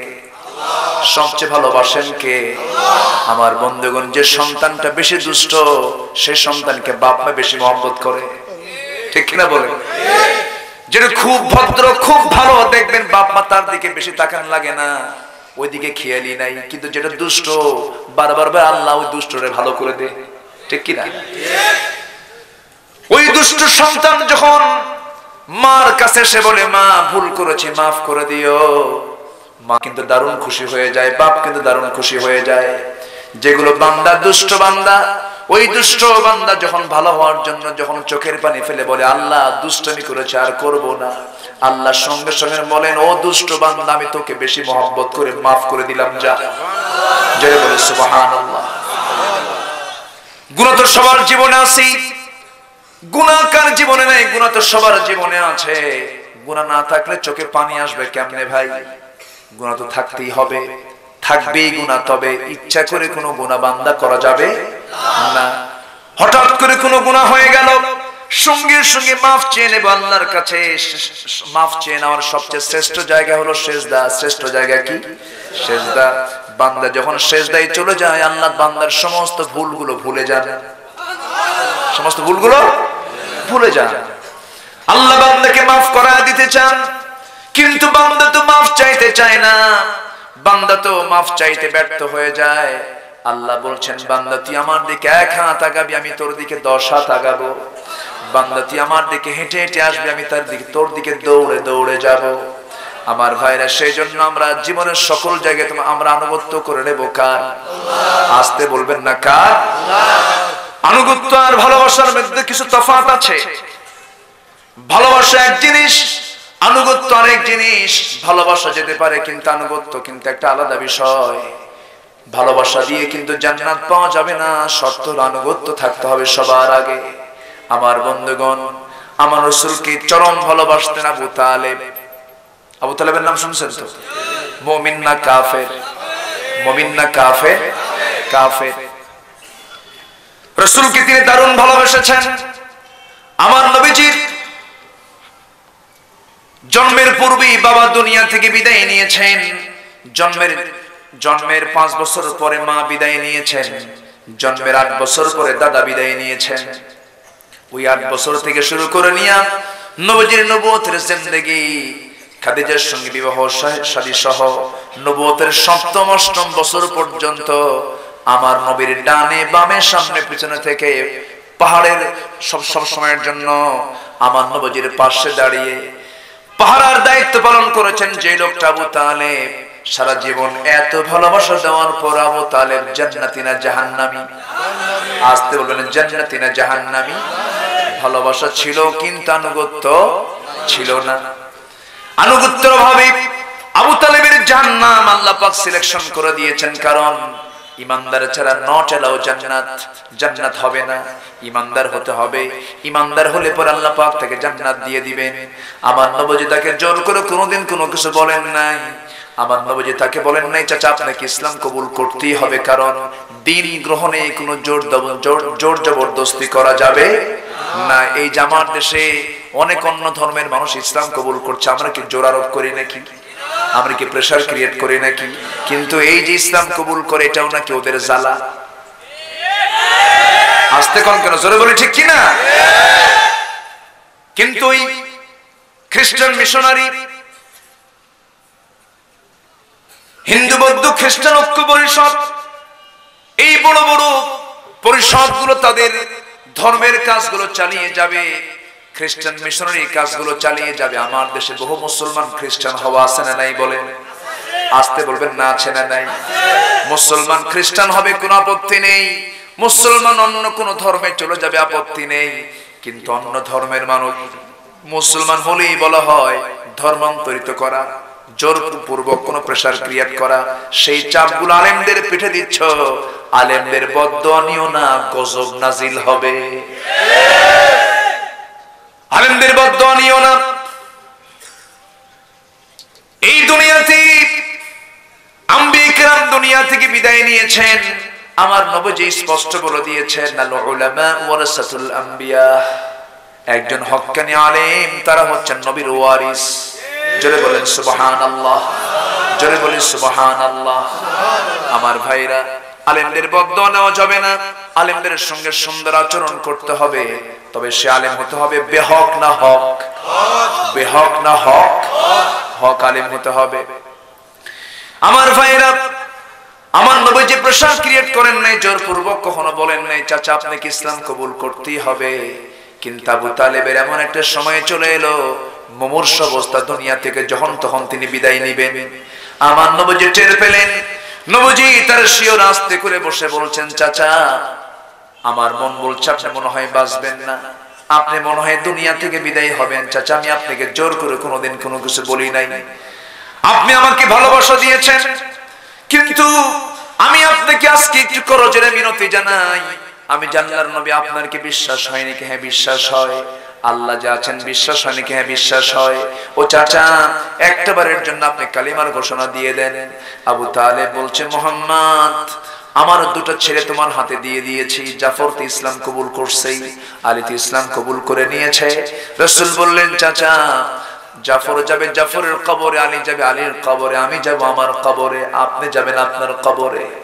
আপনার আমলনামা আপনাকে নিয়ে উঠতে হবে, আমার আমলনামা নিয়ে আমাকে উঠতে হবে, আপনার ছেলের আমলনামা আপনার ছেলেকে নিয়ে উঠতে হবে, আপনাকে ইসলাম কবুল করতেই হবে। আবু তালেব বলছেন মুহাম্মদ আমাকে তুমি জোরালোপ করো না, কারণ বাপ দাদার ধর্ম আমি ছাড়তে পারবো না। এই অন্ধ গোলামি আজকের সমাজেও আছে না নাই? আসতে বলবেন না আছে না নাই? আমার বাপ বাম দল করে গেছে, আমাকে বাম দল করতেই হবে, আমার বাপ দুনিয়ার দল করে গেছে, আমাকে দল করতেই হবে, এমন কিছু অজ্ঞ মূর্খ অন্ধ আছে না নাই? আছে। ইসলাম যখন আপনি গ্রহণ করতে যাবেন, দিন গ্রহণে সবচেয়ে বড় বাধার প্রাচীর হয়ে দাঁড়াবে পরিবার, সমাজ, রাষ্ট্র, ধনাঢ্য শক্তি, এগুলো বাধার প্রাচীর হয়ে আপনার সামনে দাঁড়াবে। কোন ক্রমেই দিনকে মাইনাস করে কোনো কিছু করা যাবে না, দিনকে সাথে নিয়ে আমাকে কাজ করতে হবে। আমার বন্ধুগণ, রাসূল যখন এই কথা বলে ফেললেন, জবাবে যখন আবু তালেব যখন এই কথা বলে ফেললেন, নবীজি আর পারলেন না। আমার নবীজি মাথা থেকে পা পর্যন্ত তার হাতের বরকতে ছোঁয়া লাগিয়ে দিলেন। রাসূল যখন হাতটা গুটিয়ে নিলেন, নবীজির চোখে পানি টলমল করছে, নবীজি কাঁদতেছেন, আহারে আমার চাচা আমাকে ভাষা শিখালো, আমার চাচা আমাকে বিয়ে করালো, আমার চাচা আমার জন্য জেল পর্যন্ত খাটলো, কিন্তু কালিমা নসিবে জুটলো না। এই জন্য আমরা হেদায়েত চাইবো কার কাছে? আসতে বলবেন না কার কাছে? আল্লাহর কাছে। আবু তালিব দুনিয়া থেকে বিদায় নিলেন। ইনি একজন আমার নবীর আপনজন, আরেকজন ছিলেন আরো আপনজন, তিনি হচ্ছেন খাদিজাতুল কুবরা রাদিয়াল্লাহু তাআলা আনহা। এই মহিলা রাসূলকে কম ভালোবাসেন নাই, দারুণ ভালোবেসেছেন, কিন্তু ভালোবাসাও ছিল তার মধ্যে, আনুগত্য ছিল তার ভিতরে, ঠিক কিনা বলেন? ভালোবাসা কেমন ভালোবাসা দেখেন, নবীজি 25 বছরের টকবকে যুবক, পৃথিবীর সবচেয়ে শ্রেষ্ঠ সুন্দর মানুষ মুহাম্মদুর রাসূলুল্লাহ সাল্লাল্লাহু আলাইহি সাল্লাম, এমন সুন্দর মানুষ কার পৃথিবীতে কখনো আসবে নাকি? এত সুন্দর মানুষ। আমরা সবাই জানি পয়গম্বরদের ভিতরে ইউসুফ আলাইহিস সালাতু ওয়াস সালাম ছিলেন সবচেয়ে সুন্দর মানুষ। হ্যাঁ, তিনিও সুন্দর, তবে রাসূল বলেন আখি ইউসুফ আবিয়াদ ওয়া আহমার, আমার ভাই ইউসুফ ছিল ধবধবে সাদা, আমি রাসূল হলাম লাবণ্যময়ী। আমার নবী না ছিলেন লম্বা, না ছিলেন খাটো, না ছিলেন মোটা, না ছিলেন চিকন, এমন গড়ন যার মতো করে পৃথিবীর কোন মানুষকে আল্লাহ পাক পয়দা করেন নাই। এত সুন্দর মানুষ, এবং তার শারীরিক শক্তি আল্লাহ পাক এত বেশি দিয়ে দিয়েছিলেন যে 100 জন পুরুষকে এক পাল্লায় দিবেন, আমার রাসূলকে এক পাল্লায় দিবেন, তার চেয়ে বেশি শক্তি আল্লাহ পাক আমার রাসূলকে দিয়েছিলেন। দারুণ শক্তি দিয়েছিলেন আল্লাহ পাক রাসূলকে। সেই নবীজি 25 বছরের তরুণ ভরা টকবকে যুবক, তিনি মক্কার রাস্তা দিয়ে চলাফেরা করছেন, সবাই তাকে চিনে জানে, ভালো জানে। আল আমিন as-সাদিক বলে, এমন সময় খালিদের কন্যা খাদিজা রাদিয়াল্লাহু তাআলা আনহা রাসূলের চরিত্র নিয়ে জানতে পারলেন, বিয়ের প্রস্তাব দিয়ে দিলেন। সেই বিয়ের প্রস্তাব চলে একজন মহিলার মাধ্যমে তার কানে সংবাদ দেওয়া হলো। আমার নবীজি শুনতে পেলেন, জানতে পেলেন, জেনেই সঙ্গে সঙ্গে আগ্রহ না দেখায়া চলে গেলেন চাচার কাছে। সেই আবু তালিবের কাছে গিয়ে বললেন, চাচা প্রস্তাব এসেছে বিয়ের। কে প্রস্তাব দিয়েছে? খালিদের কন্যা খাদিজা বিয়ের প্রস্তাব দিয়েছে। আবু তালিব সঙ্গে সঙ্গে বলে ফেললেন, শোনো ভাতিজা মুহাম্মদ, আমার জানা মতে এই মক্কা নগরে সবচেয়ে সুন্দরী, রূপবতী, গুণবতী বংশীয় মহিলা থাকলে একটাই মহিলা আছে, খাদিজা। জোরে বলি আল্লাহু আকবার। বিয়ে হলে মানুষের সতীত্ব নষ্ট হয়ে যায় না, এটা ভুল ধারণা। অনেকে এইগুলোকে বিকৃত করে কথা বলেন না। খাদিজা খাদিজা খাদিজার মতো নারী পৃথিবীতে আর কোনোদিন আসবে না। আল্লাহু আকবার। খাদিজার সম্মান কে দিয়েছেন? খাদিজাকে সালাম পর্যন্ত কে দিয়েছেন? আল্লাহ দিয়েছেন। এখানে কোনো কথা বলা যাবে না। রাসূল বলেন, আমার খাদিজা যদি আমার জীবনের শেষ নিঃশ্বাস পর্যন্ত থাকতো, আল্লাহ আমাকে বিয়ের অর্ডারই দিতেন না। জোরে বলি সুবহানাল্লাহ। তার মধ্যে কোনো ঘাটতি ছিল না। প্রস্তাব দিয়েছেন বিয়ের রাসূল না খাদিজা? তাহলে প্রস্তাব আসবে ছেলে পক্ষ থেকে না মেয়ে পক্ষ থেকে? এখন প্রস্তাব আসে কোন পক্ষ থেকে? ছেলে পক্ষ। ছেলে চলে যায় গার্লস স্কুলের সামনে, যে ইতিমের মতো বসে থাকে, আছে না? স্কুল থেকে, গার্লস স্কুলের গেট থেকে বের হয়, পিছে পিছে যায়, কই শোনো 3 রাত ঘুম নাই আমার। এগুলো আছে না? এগুলো করা যাবে না, লাভ নেই। আলিয়া হেরে যাবে, আলিয়া থাকবে না,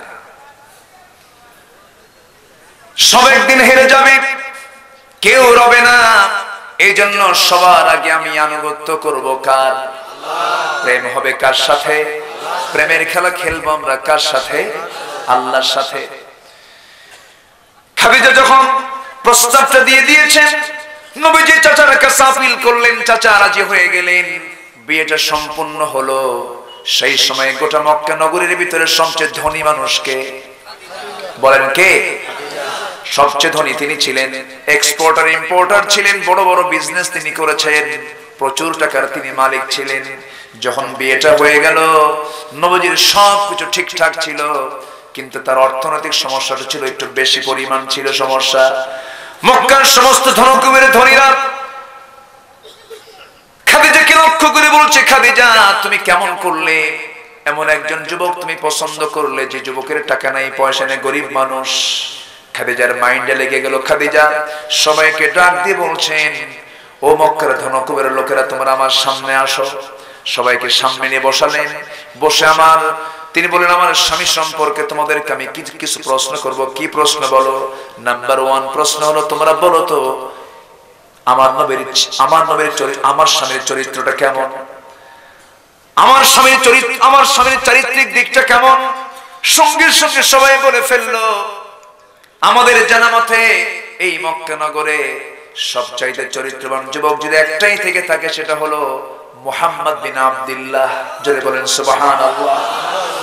খাদিজার প্রশ্নের জবাবে তারা যখন সত্য কথাটা বলে ফেললে, এবার তিনি বলছেন নাম্বার 2 হলো প্রশ্ন, আমার স্বামীর চেহারা কেমন? সবাই বলল, জীবনে যত পুরুষ দেখেছি এমন সুন্দর মানুষ আমরা জীবনে দেখি নাই। এবার তিনি বললেন, সুরত সুন্দর, সিরাত সুন্দর, চরিত্র সুন্দর, চেহারাও সুন্দর। নাম্বার 3 প্রশ্ন হলো, আমার স্বামীর বংশটা কেমন? সবাই বলে ফেললো, এই মক্কা নগরে, এই আরবের বুকে কুরাইশের উপরে শ্রেষ্ঠ বংশ আর নাই। বংশের দিক থেকে অবশ্যই শ্রেষ্ঠ। তিনি বললেন, শোনো, বংশ শ্রেষ্ঠ, সুরাত শ্রেষ্ঠ, চেহারাও শ্রেষ্ঠ, গুণও শ্রেষ্ঠ। নাম্বার 4 হলো, আমার স্বামীর অর্থনৈতিক অবস্থা কেমন? এবার হাক ডাক ছাড়ছে। হাক ডাক ছেড়ে বলে, এই জন্যই তো মানা করেছিলাম, তার কোনো অর্থনৈতিক দিকে তেমন ভালো না, তার কোনো টাকা পয়সা নাই। সঙ্গে সঙ্গে তিনি বললেন, শোনো, এই 4টি গুণ আমি তোমাদের সামনে প্রপোজ করেছিলাম, তোমরা 4টি গুণের মধ্যে 3টা গুণ পেয়েছো আমার স্বামীর ভিতরে, কিন্তু যে গুণটা নাই, টাকা নাই, পয়সা নাই, আমি চরিত্র তো দিতে পারবো না, চেহারাও দিতে পারবো না, বংশও দিতে পারবো না, কিন্তু তার যে একটা ঘাটতি আছে, সেই ঘাটতি অন্য কেউ পূরণ করতে পারবে। তোমরা সাক্ষী থেকে থাকো, আমি তোমাদের সামনে এখনই ঘোষণা করলাম, আমার জীবনের স্থাবর অস্থাবর যত সম্পত্তি আছে, সমস্ত সম্পত্তি আমি এই মুহূর্তে আমার স্বামী মুহাম্মদ বিন আব্দুল্লাহকে বিনা শর্তে দিয়ে দিলাম। এটার নাম ভালোবাসা। এটার নাম কি? ভালোবাসা। সব তিনি উজাড় করে দিয়েছিলেন, কারণ ওই মক্কার সবচেয়ে শ্রেষ্ঠ আমানতদার ছিলেন মুহাম্মদ সাল্লাল্লাহু আলাইহি ওয়াসাল্লাম। নবীজি হিজরতের রাতে যখন হিজরত করবেন, ঘরের মধ্যে কোন সাহাবীকে রেখেছিলেন? হযরত আলীকে। কাকে? আলীকে রেখেছিলেন। কেন রেখেছিলেন? রাখার কারণ হলো, হিজরতের একদিন আগ পর্যন্ত ওই মক্কার শত্রুরা পর্যন্ত আমার নবীর হাতে টাকা পয়সা রেখে যেত, ব্যাংক মনে করতে, এটা আমানত মনে করত, তার কাছে টাকা পয়সা রেখে যেত, সম্পদগুলো রেখে যেত। সবার কাছে হারলেও মুহাম্মাদের কাছে আমার কোনো সম্পদ হারবে না। আমার নবীজি যখন চলে যাবেন, আমার নবীজি যাওয়ার আগ দিয়ে বলছেন, আলী, খাতা কলম নিয়ে নাও, হিসাবগুলো বুঝে নাও। মক্কার মানুষ আমাকে ঘাড় ধাক্কা দিয়ে বের করে দিলেও তাদের সম্পদের আমি আমানত নষ্ট করতে পারবো না। এমন নেতা গোটা দুনিয়া জুড়ে কি পাওয়া যাবে নাকি ভাই? আসতে বলবেন না, পাওয়া যাবে নাকি? পাওয়া যাবে না আমার ভাইরা। কিন্তু আমার নবীজি ওই বিবাহিত জীবন পাড়ি দিয়ে যখন 40 বছরের কোঠা যখন পূরণ হয়ে যাবে, আমার নবীজি জাবালে নূর অবস্থান করলেন 5 বছর, ধ্যানমগ্ন থাকলেন। ওহীর প্রক্রিয়া যখন শুরু হয়ে গেল, জিবরিল আমিন যখন নবীর কাছে চলে আসলেন, আমার নবীজি হাতে যখন আল্লাহর কালাম কোরআনটা যখন দেওয়া হলো, কোরআনটা হাতে নিলেন, নবীজি নবুয়ত পেয়ে গেলেন। আমার নবীজি ঘর থেকে, সেই জাবালে নূর থেকে নেমে এসে সোজা নিজের ঘরের মধ্যে ঢুকলেন আর বলছেন, জাম্মিলুনি খাদিজা, আমাকে খাদিজা তুমি কম্বল আচ্ছাদন করে দাও। লাকাদ খাশিতু আলা নাফসি, আমি আমার নিজের জীবনের শঙ্কিত, আমি মনে হয় বাঁচবো না, আমি মনে হয় মরে যাব। সঙ্গে সঙ্গে খাদিজা বলছেন, আমার স্বামী, আপনি চিন্তা করবেন না, পৃথিবীর কোন অপশক্তি নিয়ে আপনার ক্ষতি সাধন করতে পারে, কারণ আপনার দ্বারা বিন্দু পরিমাণ কোনদিন বান্দার হক নষ্ট হয় নাই। জোরে বলি সুবহানাল্লাহ, আরো জোরে বলি সুবহানাল্লাহ। আমার নবীজি বলছেন, খাদিজা, ভালো কথা, তবে আমি তোমাকে আজকে একটা প্রপোজ করব। কি প্রপোজ? যেই কথা কোনদিন বলিনি, আজকে সেই কথা বলবো। স্বামী গো, আপনি নিঃসংকোচে বলে ফেলেন। এবার বলছেন, আমার স্ত্রী খাদিজা, আমি তো আল্লাহর নবী, আল্লাহ পাক আমাকে কোরআন নামক কিতাব দিয়েছেন, তোমার কি বিশ্বাস হয় নাকি? খাদিজা কাঁদতে কাঁদতে রাসূলকে জড়িয়ে ধরে বলছেন, আমার স্বামী গো, এই সুন্দর মানের চরিত্রই প্রমাণ করে দেয় আপনি আল্লাহর নবী হতে চলছেন। জোরে বলেন সুবহানাল্লাহ, আরো জোরে বলুন সুবহানাল্লাহ। আমার নবীজি বললেন, আবু, ওরে আমার খাদিজা, তোমার কি বিশ্বাস হয় নাকি আমি আল্লাহর নবী? হ্যাঁ, বিশ্বাস হয়। নবীজি তাকে পড়ায় দিলেন, আশহাদু আল্লা ইলাহা ইল্লাল্লাহু ওয়াহদাহু লা শারীকা লাহু ওয়া আশহাদু আন্না মুহাম্মাদান আবদুহু ওয়া রাসূলুহু। কালেমা পড়ে তিনি মুসলমান হয়ে গেলেন। আমার নবীজির চাচা ভালোবাসা দিলেন, কিন্তু আনুগত্য করলেন না। আর খাদিজা ভালোবাসা দিলেন, আনুগত্য করলেন। এই জন্য আল্লাহ তাকে নিজে পর্যন্ত সালাম দিয়ে দিলেন। এই জন্য আনুগত্যের দরকার আছে না নাই? আরেক জায়গায় আল্লাহ রাব্বুল আলামিন আনুগত্যের ব্যাপারে সুন্দর করে একটি আয়াত উপস্থাপন করেছেন। আল্লাহ রাব্বুল আলামিন বলেন, ইয়া আইয়ুহাল্লাযীনা আমানু আতিউল্লাহা ওয়া আতিউর রাসূল ওয়া উলিল আমরি মিনকুম ফাইন তানাযা'তুম ফি শাইইন ফারুদ্দুহু ইলাল্লাহি ওয়ার রাসূল إن كنتم تؤمنون بالله واليوم الآخر ذلك خير وأحسن تأويلا জোরে বলুন আল্লাহু আকবার। ঈমানদারেরা তোমরা এক নম্বর আনুগত্য করবে কার? জোরে বলুন কার? নাম্বার 2 হচ্ছে নবিয়ুনা মুহাম্মদ সাল্লাল্লাহু আলাইহি ওয়াসাল্লামের তোমরা আনুগত্য করবে। আর তোমাদের মধ্যে যারা নেতা আছে তাদের তোমরা আনুগত্য করবে। সেই নেতাগুলো হবে মুসলমানা দাড়িওয়ালা। অনেকে চুপ করে আছে। সেই নেতাগুলো হবে মুসলমানা দাড়িওয়ালা। আজকের সমাজে অধিকাংশ নেতাগুলো মুসলমানা দাড়িওয়ালা। মুসল্লা রাসূল বললেন কাসসুশ শারিব ওয়া আফুল লিহিয়া, মুখটাকে ছোট করে ফেলো, দাড়ি কি বড় করে ফেলো। আমার নবীজির সুন্নাহ। আমার বন্ধুগণ, আমরা সেই নেতৃত্ব মানব না যে নেতৃত্ব মানতে গিয়ে জাহান্নামে যেতে হবে। আমরা সেই নেতৃত্ব মানব যে নেতৃত্ব দুনিয়াতেও থাকবে, হাসরেও থাকবে।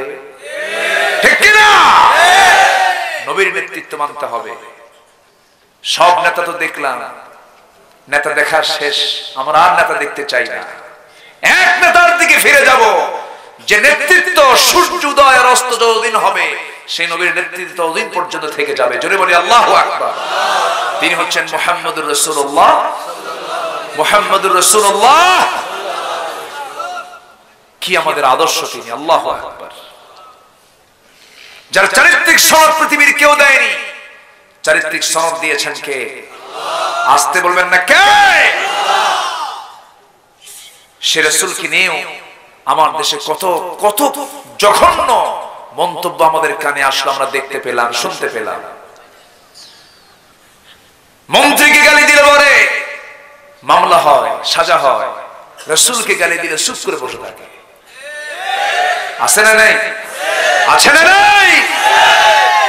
নাস্তিকের বাচ্চারা চুপ করে থাকতো না। সুযোগ আসবে একদিন, পালানোর জন্য কোনো পথ খুঁজে পাবি না তোরা। ওই সমস্ত বাতিলদের মোকাবেলা করতে রাজি আছেন কারা?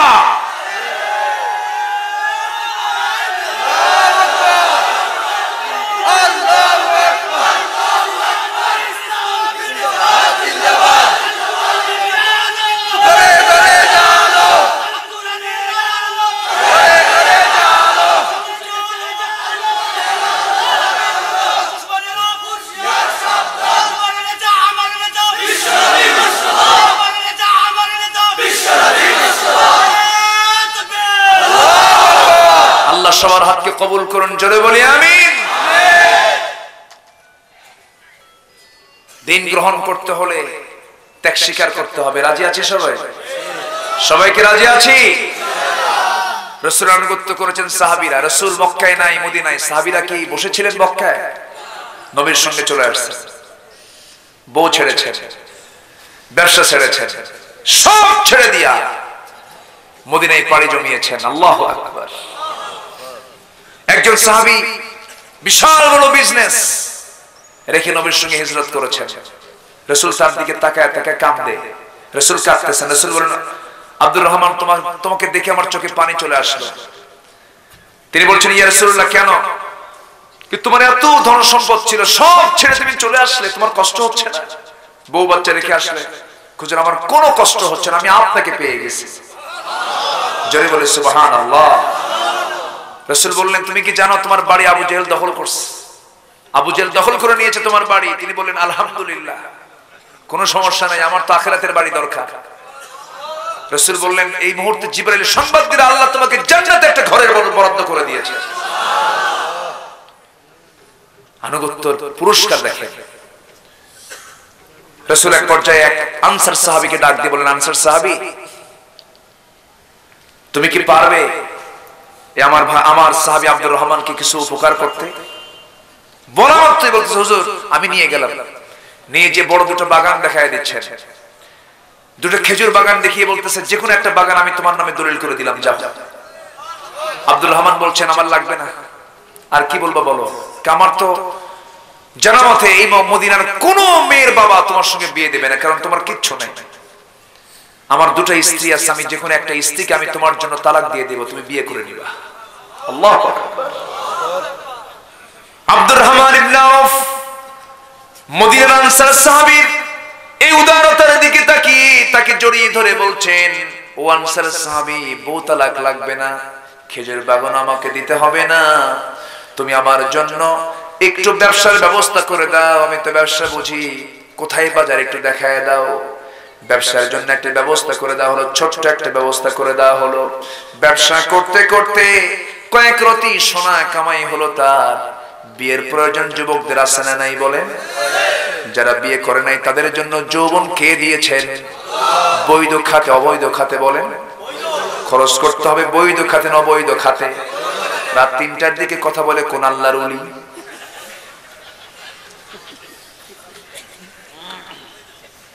মোবাইলে চ্যাটিং করা যাবে না, মোবাইলে ভিডিও আপলোড, কোনো ভিডিও টকিং করা যাবে না, এগুলো করা যাবে না। আপনি করছেন, আপনি ভাবতেছেন কেউ দেখে না, কিন্তু দেখার জন্য কে আছেন?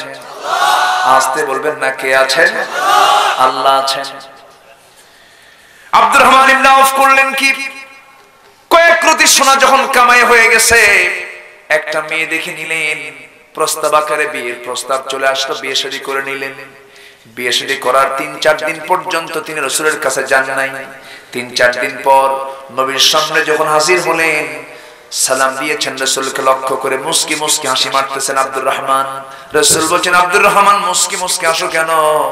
তোমার চেহারার কাপড় চোপড় আর তোমার গায়ের সুগন্ধি দেখে মনে হচ্ছে তুমি একটা কিছু ঘটাইছো। হুজুর বিয়ে তো করছি আমি। রাসূল বলেন, বিয়ে করলা তুমি দাওয়াত পেলাম না আমি? হুজুর মনে ছিল না। আল্লাহু আকবার বলবেন। কি ছিল না? মনে ছিল না। বিয়ের সময় কিন্তু অনেক কিছু মনেও থাকে না, অনেক প্রিয় বন্ধু বাদ পড়ে যায়। বাদ পড়ে যায় না, বন্ধু খেয়ালই নাই, বন্ধু বিয়ে শাদী কখন করলাম মনেই নাই, বন্ধু মাফ করে দেবো।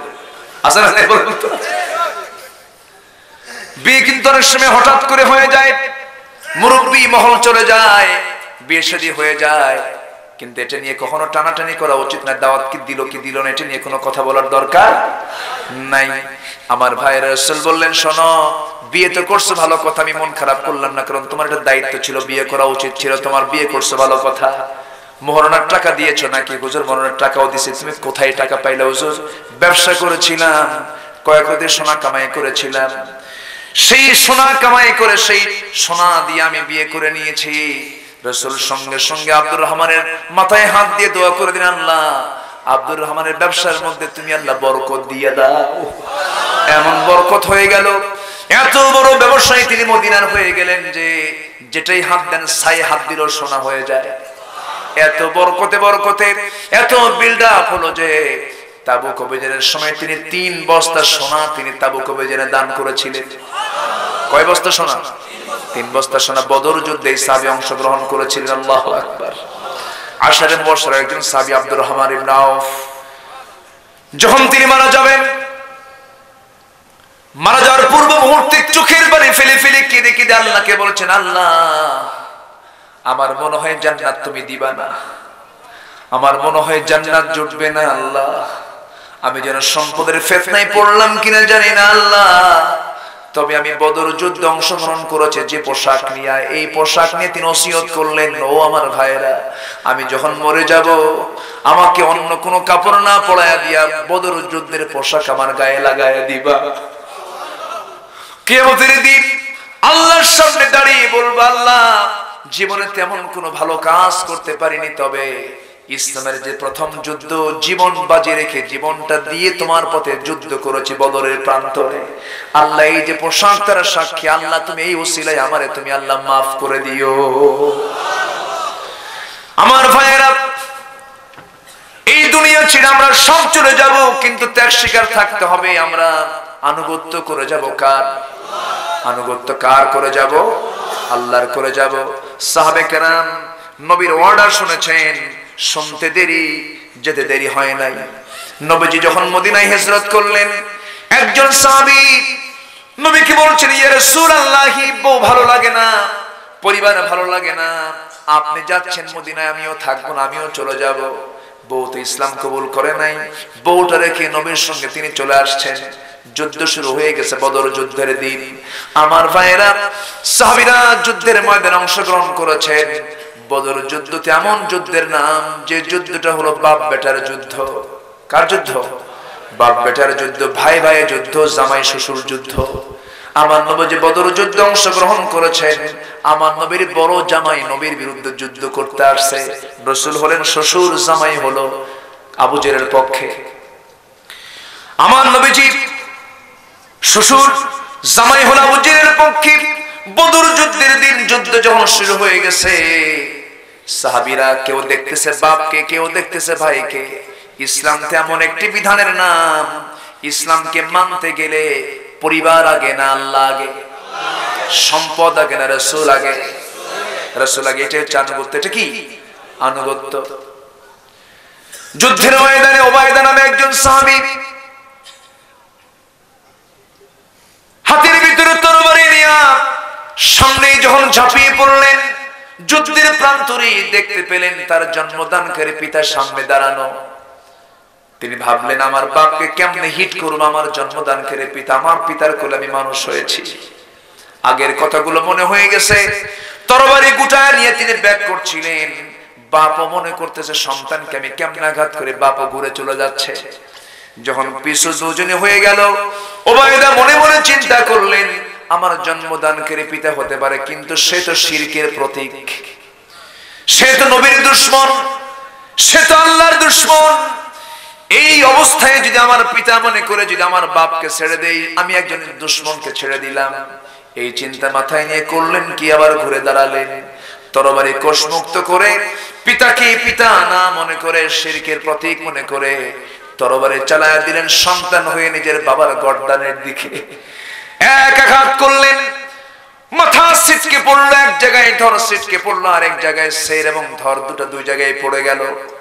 সাহাবে কেরাম চিৎকার করে আল্লাহু আকবার ধ্বনিতে আকাশ বাতাস উচ্চকিত করে ফেলে দিল।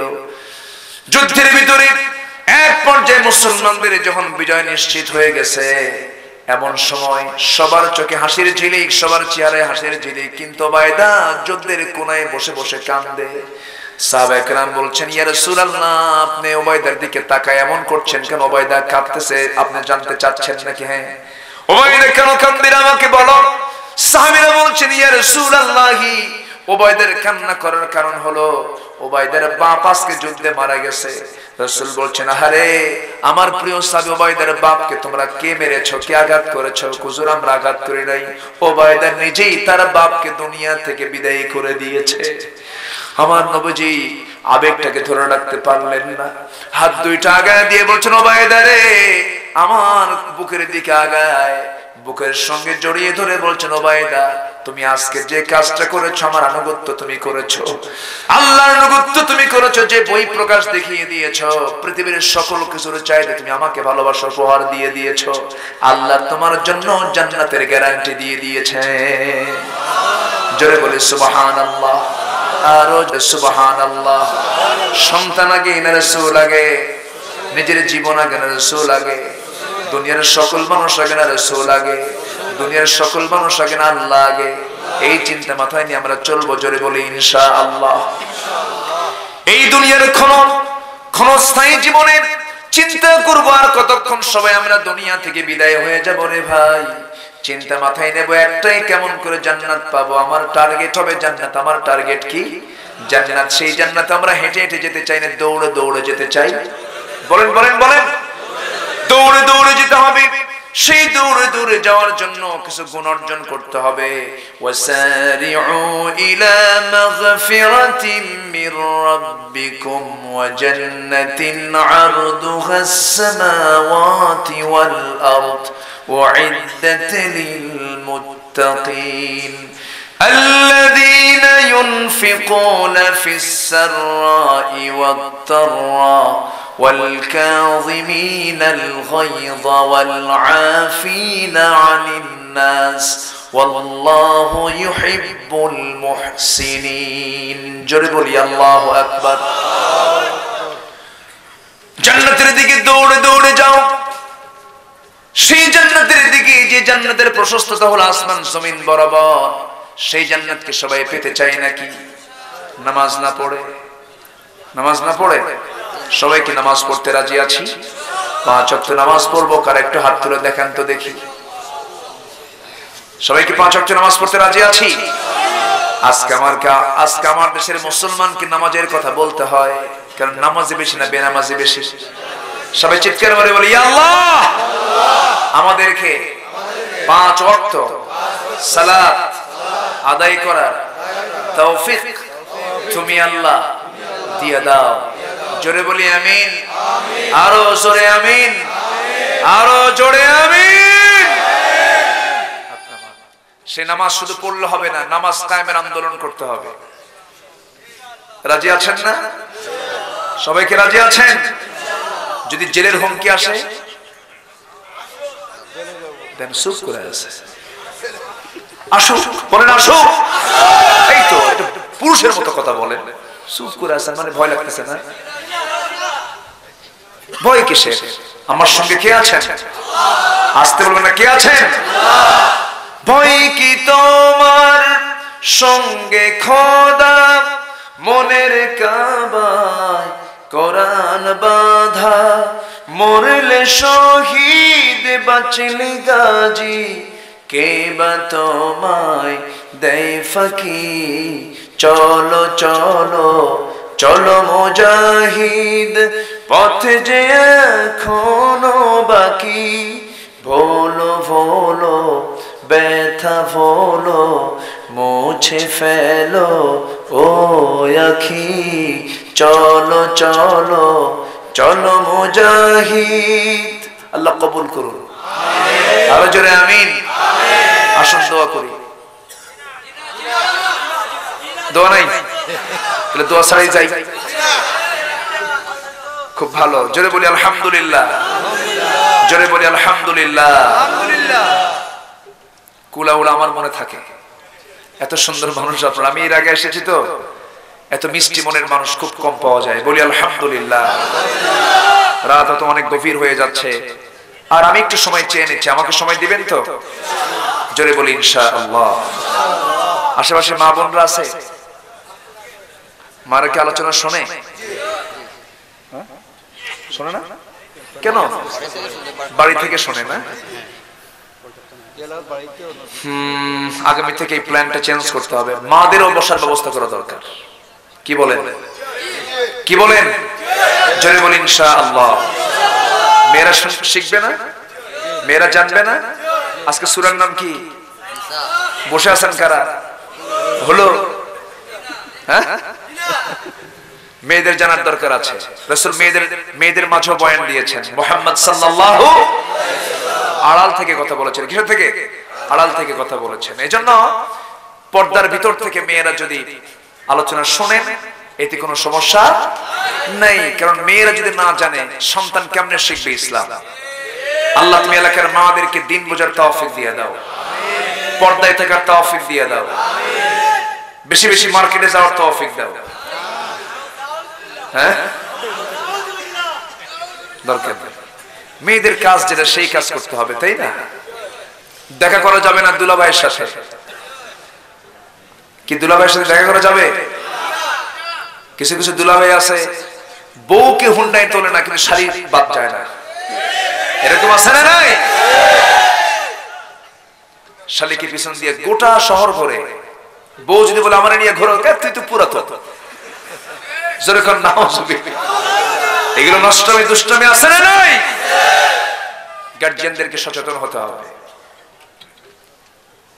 শালিকা মারা গেছে দুলাভাই, শালির কবরে নামছে দাফন করার জন্য। কবরে নামে না, ইমাম সাহেব দেখে ফেলছে। ইমাম সাহেব দেখে ফেলতে বলছে, লা হাওলা ওয়ালা কুওয়াতা ইল্লা বিল্লাহ। তুমি কি করছো? শালির কবরে কোন দুলাভাই না? আর দুলাভাই মনে মনে কয়, জেতা শালিরে হুন্ডা নিয়ে ঘুরি, তখন ফতুয়া মারে না। এই মরা শালি এখন কিছুই নাই, এখন ফতুয়া মারে। কি কথা কি বোঝা যায়? পর্দার ক্ষেত্রে কঠোর হতে হবে। চাচাতো ভাই, মামাতো ভাই, ফুফাতো ভাই, খালাতো ভাই, দুলা ভাই, সবার ক্ষেত্রে সতর্ক থাকার দরকার আছে না নাই? আবার ওইদিকে দেবর ভাসুর, এই ক্ষেত্রে সতর্ক থাকতে হবে। অনেক দেবর আছে বড় ভাইয়ের বউদেরকে বলে আমার ভাবি তো আমার মায়ের মতো।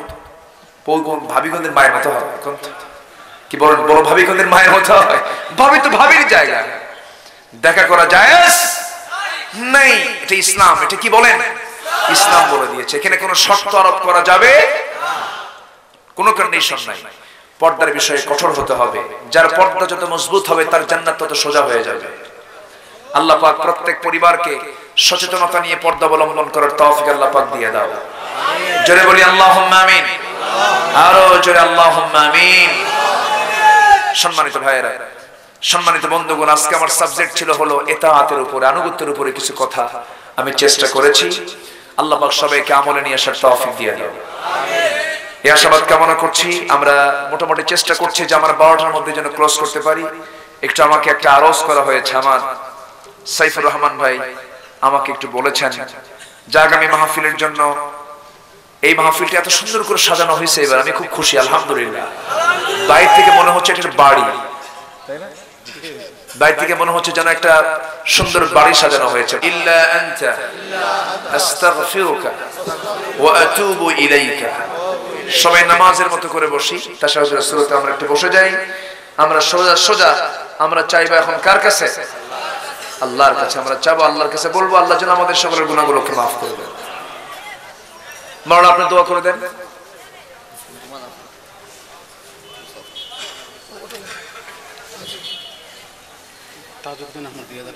তাজউদ্দিন আহমদ ভাই দিয়েছেন 2000 টাকা, আল্লাহ কবুল করো। আমরা সবাই নিয়ত করে দেওয়ার চেষ্টা করবো ইনশাআল্লাহ।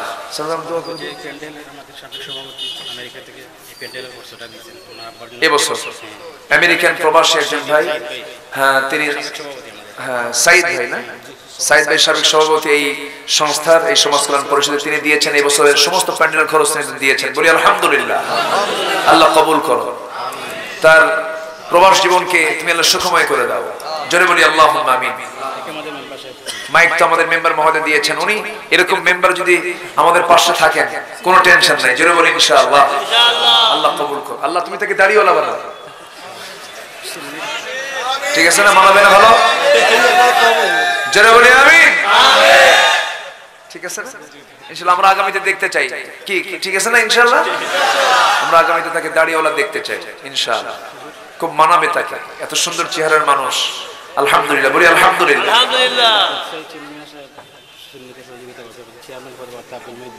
আব্দুল মুহিত বাবলু ভাই অনেক সহযোগিতা করেছেন, আলহামদুলিল্লাহ। যালামনা আনফুসানা ওয়া ইল্লাম তাগফির লানা ওয়া তারহামনা লানাকুনান্না মিনাল খাসিরিন।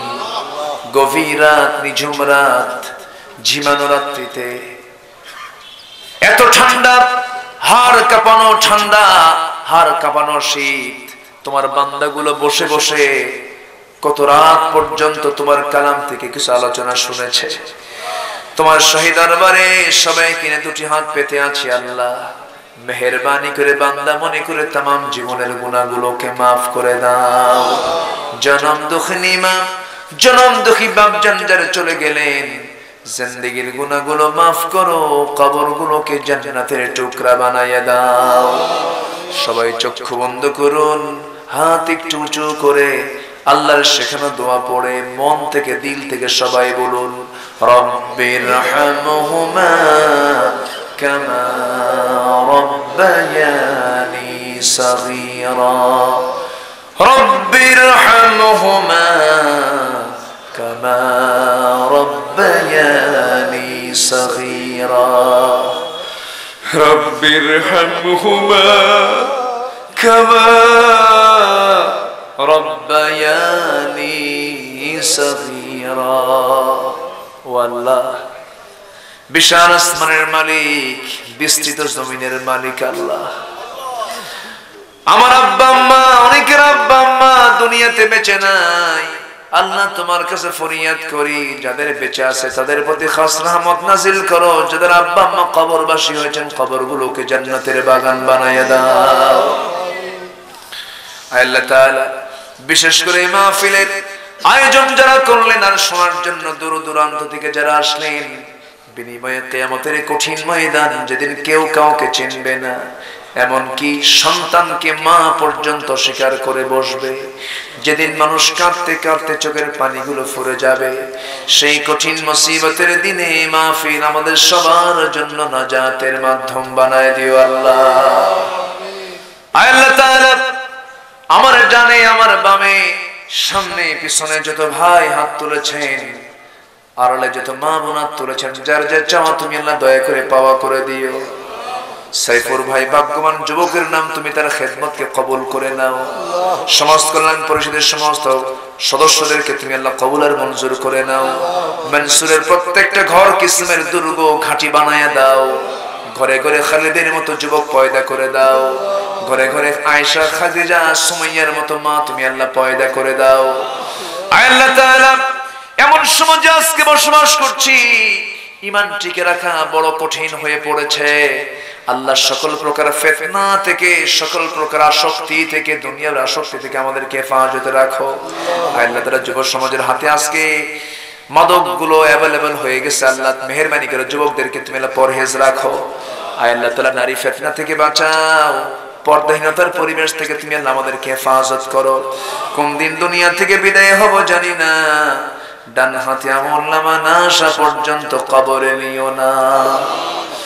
আল্লাহ তাআলা আমার আপনার চোখের সামনে কত দুষ্ট দুষ্ট মানুষ রাস্তায় ঘোরাফেরা করে, খুনি মাস্তানরাও ঘোরে, আর তোমার পছন্দের বান্দা কোরআনের পাখি কেমনে খাঁচার মধ্যে বন্দিতে থাকে রে আল্লাহ।